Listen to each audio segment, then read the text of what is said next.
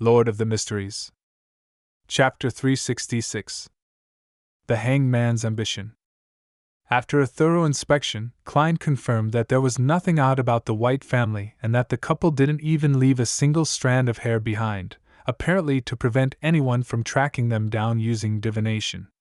He returned to the bedroom filled with dolls, took 4 steps counterclockwise, and went above the gray fog, intending to use divination for a final confirmation. However, before he got down to business, he conjured the female doll who was nearly his height, and just like how he had done a divination for the mutated sun's sacred emblem in Tingen City, he picked up a dark red fountain pen and wrote a sentence on the yellowish-brown goatskin. Its origin.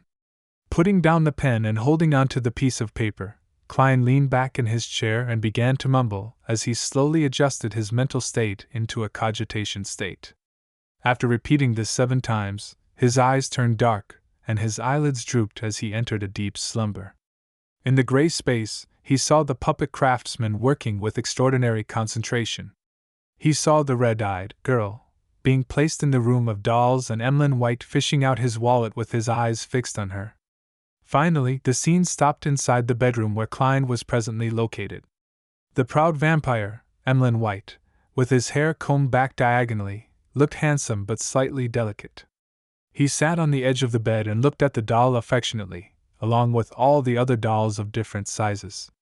He truly is a fanatic of dolls. Klein opened his eyes and facepalmed. Soon after, he waved his hand, causing the puppet that he conjured to vanish from the space above the gray fog. When he was done, he picked up his fountain pen again and wrote another divination statement. Scenes of death in the last 10 years in 48 River Bay Avenue.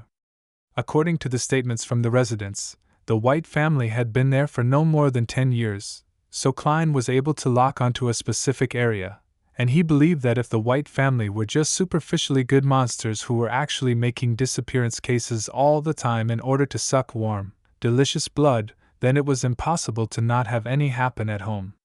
In a period as long as 10 years, there would always be a few accidents as long as they didn't stop. After carefully checking the divination sentence, Klein recited it and entered cogitation again, rapidly falling into a dream. In the dusky world, his vision was sometimes pitch black, sometimes dotted with snowflakes, and sometimes splintered. However, no scenes appeared. This was the result of the divination, nothing. No one had died in the last 10 years at 48 River Bay Avenue. By taking into account all the factors involved, it's possible to make a preliminary conclusion that the White family was a law-abiding vampire family, other than a few instances of petty theft. As Klein looked at the long, mottled bronze table in front of him, he wrapped himself with his spirituality and plummeted into the gray fog. Returning to the real world, he carefully removed the traces he had left behind and left 48 River Bay Avenue. Instead of making his final conclusion, he took a detour to the River Bay police station, where he easily sneaked into the archives by mixing himself in among the thieves and drunkards, allowing them to serve as a foil for his disguise. There, he boldly lit the gas lamps inside. Then, Klein pulled out the last 10 years of missing persons records and paged through them. From time to time, the police officers on duty would pass by the door, but their eyes didn't notice any light leaking out from the archives. There's nothing suspicious at all. After an unknown period of time, the black-gloved Klein placed the docket back. Then, he turned off the gas lamp, took off his hat in the darkness, pressed his hand to his chest, and bowed towards the lobby. On his way back to Minsk Street, Klein took a shower, changed his clothes, sat down at his desk, and spread out the map of Backland that he had first bought on the steam locomotive. The first thing he did was find Rose Street, which was on the south side of the bridge where the Harvest Church was located. This was where Father Yutravsky was the bishop of the cathedral and had Emlyn White imprisoned in his basement. Soon after, Klein's gaze moved as he familiarized himself with the names and layout of the surrounding streets. A performance can't be done too hastily or with an excessive thirst for success. One has to slowly immerse the audience into the act. Klein whispered, unfolding a piece of paper and lowering his pen. Dear Detective Stewart, I wonder if you've found Emlyn White? I've been keeping an eye out for you lately, and one of my informants told me today that he has seen this man on Tativa Street in the area south of the bridge. Of course, he simply said that the person he saw looked similar to the man in the portrait. Putting down the pen, Klein folded the letter neatly, stuffed it into an envelope, and affixed a black stamp worth 1 penny.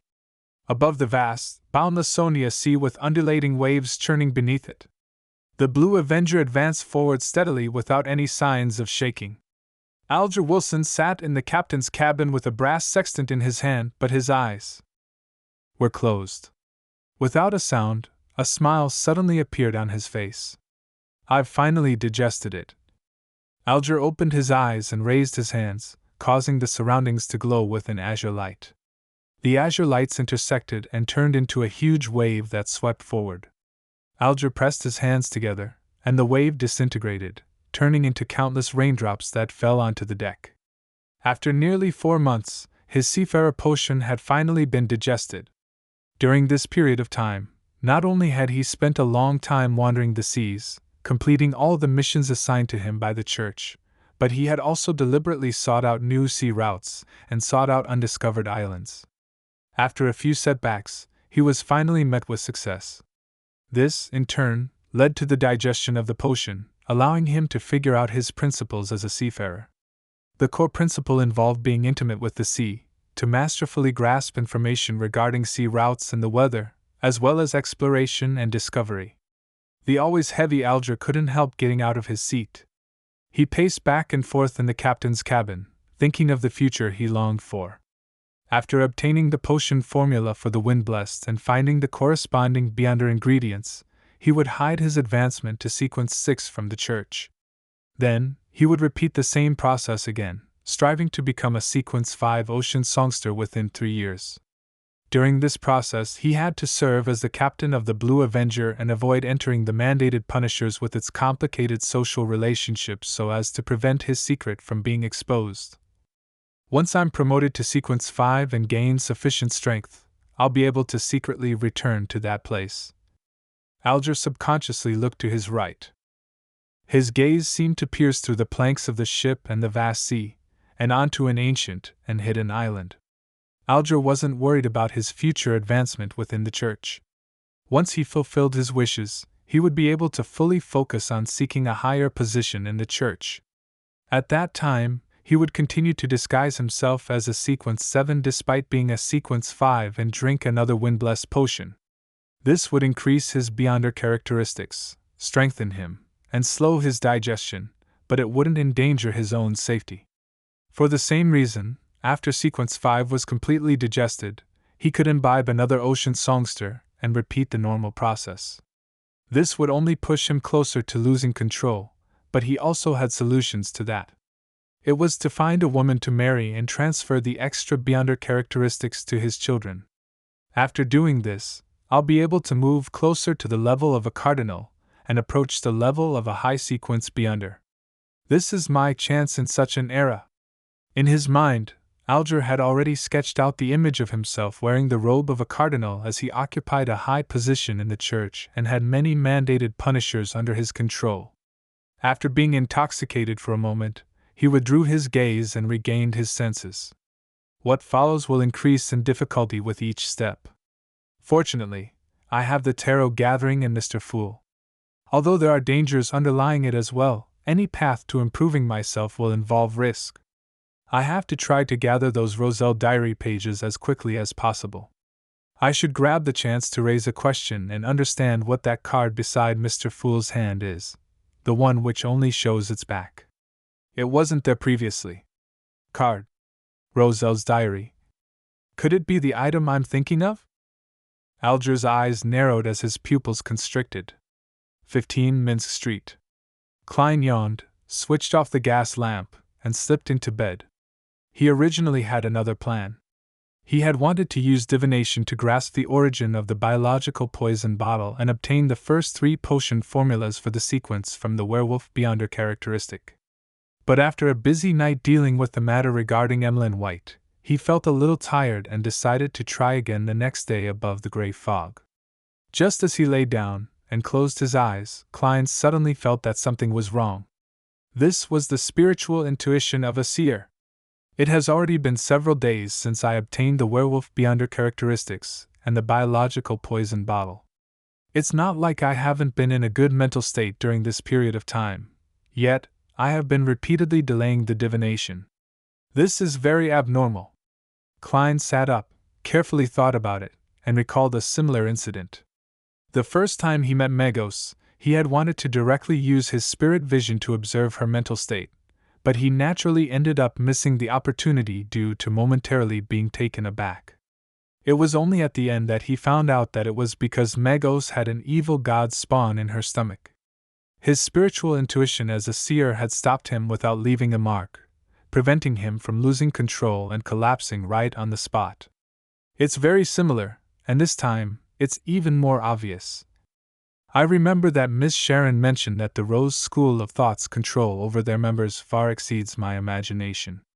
Everyone's body and soul seem to be bound by something, which is also the reason why information regarding the mutant sequence is rarely leaked out. They believe in the chained god. So, when using the beyonder characteristic of a werewolf to deduce the corresponding potion formulas, it would directly involve this evil god and bring about consequences that I don't wish to bear? Klein thought about it seriously and felt that there was something suspicious about it. Back when I divined the mutated sun's sacred emblem and the ear, left behind by the listener, my spiritual intuition hadn't stopped me. Could it be that the chained god is stronger than the eternal blazing sun and the true creator? Or could it be that his nature allows him to restrain the gray fog and even be able to effectively invade it? Of course, the source of the danger can also be the biological poison bottle. Thinking of this, Klein, who was always cautious, decided to attempt divining the biological poison bottle tomorrow and see if his seer's spiritual intuition would stop him.